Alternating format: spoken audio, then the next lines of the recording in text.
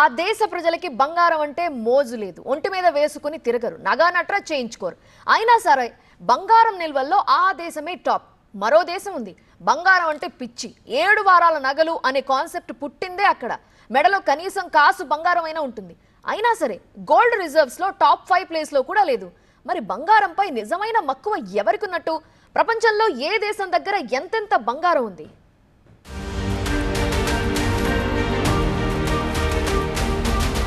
American అమ్మాయిలు నగలు దిగేసుకోవడం ఎప్పుడైనా ఎక్కడైనా చూసారా? కనీసం పెళ్లిళ్ళు ఫంక్షన్స్ ఉన్నప్పుడైనా నగలతో అలంకరించుకున్నట్టు కనిపించారా? అయినా సరే బంగారం నిల్వలో అమెరికా రిజర్వ్ బ్యాంకే టాప్ అంటే అలా ఇలా కాదు. ఈ భూమి మీద ఏ దేశం కూడా అమెరికాను టచ్ కూడా చేయలేనంత బంగారం అక్కడి ఇనప్పెట్టుల్లో ఉంది. అధికారిక లెక్కల ప్రకారం చూస్తే అమెరికా ఖజానాలో 8,133 మెట్రిక్ టన్నుల బంగారం ఉంది. ఆ తరువాత రెండో స్థానంలో ఉన్న దేశం ఉత్సాహంగా ఉల్లాసంగా చదువు సాగాలి, గొప్ప గొప్ప ఉద్యోగాలు సాధించాలి. Vignan deemed to be university. Germany 3,351 టన్నుల బంగారాన్ని తమ రిజర్వ్ బ్యాంక్ లో దాచుకుంది. అంటే ఫస్ట్ ప్లేస్, సెకండ్ ప్లేస్ లో ఉన్న దేశాల మధ్య గ్యాప్ 4,782 మెట్రిక్ టన్నులన్నమాట. సో ఇప్పట్లోనే కాదు, దాదాపు ఎప్పటికీ అమెరికానందుకోవడం ఏ దేశం వల్ల కాదు. ఇక గోల్డ్ రిజర్వ్స్ లో 3వ స్థానంలో ఉన్న దేశం ఇటలీ.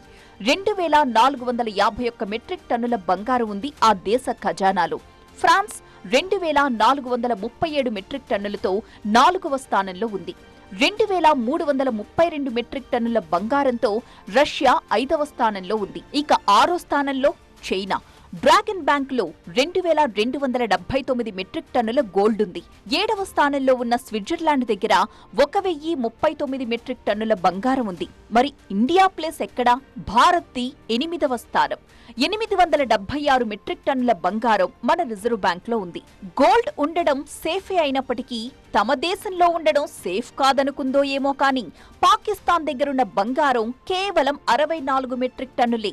టాప్ 50 కంట్రీస్ లో పాక్ ది 45వ స్థానం. అంతెందుకు, అరబ్ ఎమిరేట్స్ నుంచి బంగారాన్ని తీసుకొస్తూ ఎయిర్పోర్టుల్లో తెగ దొరికిపోతూ ఉంటారు కదా. అలాంటి దేశ ఖజానాలో బంగారం ఎంతో తెలుసా? జస్ట్ 74 మెట్రిక్ టన్నులు. మన దేశంతో ఏ మాత్రం పోలికే లేదు.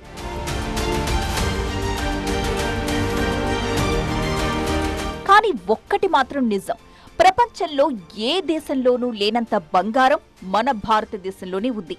ఈ విషయంలో అమెరికా కూడా మనల్ని టచ్ చేసేంత సీన్ కూడా లేదు. కాస్త గందరగోళంగా అనిపిస్తోంది కదా ఈ విషయం. కానీ ఇప్పటి వరకు చెప్పుకున్నదేంటంటే ఆయా రిజర్వ్ బ్యాంక్స్ లో ఏ దేశం ఎంతెంత బంగారం దాచుకుంది అని. టాప్ 10 దేశాల జాబితాను మనం చెప్పుకున్నాం.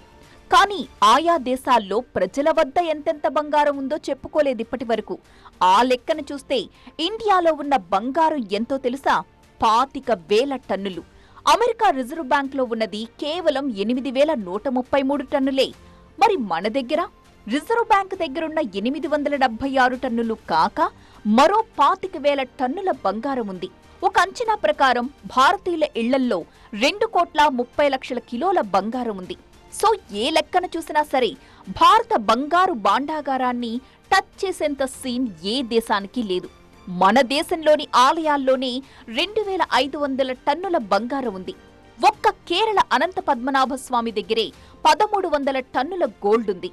హెచ్ఎస్బీసీ రిపోర్టు ప్రకారం America, Germany, Italy, France, Russia, China, Switzerland, Japan, Turkey ఇన్ని దేశాల రిజర్వ్ బ్యాంకుల్లోని బంగారం కలిపి చూసినా భారతీయుల ఇళ్లల్లో ఉన్న బంగారం అంతకు కొన్నింతలు ఎక్కువగా ఉంటుందని హెచ్ఎస్బీసీ చెప్పింది.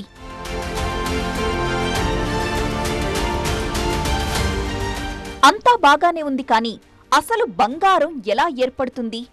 గనుల్లోంచి ముడి బంగారాన్ని తవ్వి దాన్ని శుద్ధి చేసి తయారు చేస్తారు అన్న విషయం మనందరికీ తెలుసు. కానీ భూమిలో ఎలా ఏర్పడుతుందో తెలుసా? ప్రస్తుతం మనం చూస్తున్న బంగారం దాదాపు 450 ఏళ్ల క్రితం భూమి లోపల తయారవ్వడం మొదలుపెట్టింది. భూమిపై బంగారం ఏర్పడడం అనేది ఒక సంక్లిష్టమైన ప్రక్రియ. ఇక సూర్యుడిలో అయితే కనీసం 2.5 లక్షల టన్నుల బంగారం ఉంది. బట్ అక్కడ తవ్వలేమనుకోండి.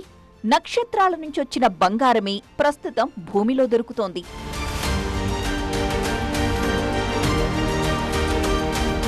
బంగారంపై ఇష్టం మోజు కారణంగా పెద్దగా మాట్లాడడం లేదు, కానీ భూమిలోంచి బంగారాన్ని తవ్వి తీయడం వల్ల పర్యావరణానికి ఎక్కువ హాని జరుగుతుంది.